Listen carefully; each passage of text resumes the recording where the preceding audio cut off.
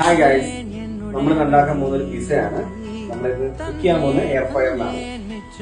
ഇന്നത്തെ പിസ നമ്മൾ ഉണ്ടാക്കാൻ പോകുന്നത് സോസേജ് ആൻഡ് പനീർ പിസയാണ്. അതിന് നമുക്ക് എന്തൊക്കെയാണ് വേണ്ടത് നമുക്ക് നോക്കാം.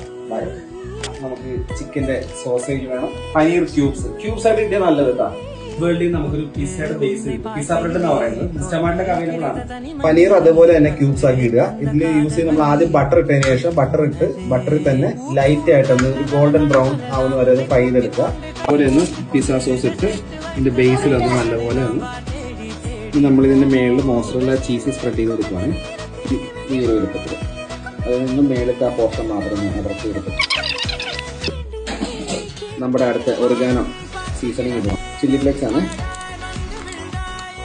ഇനി കുറച്ച് ചീസ് കൂടെ സ്പ്രെഡ് ചെയ്ത് കൊടുക്കുകയാണെങ്കിൽ നമ്മൾ എയർ ഫ്രയറിലേക്ക് വെക്കുന്നതിന് മുന്നേയുള്ള പാകമൊക്കെ ഇത്. അപ്പോൾ നമ്മൾ നേരെ എയർ ഫ്രയറിലോട്ട് വെക്കുകയാണ്. ഫ്രയർ ഓൺ ചെയ്യുക.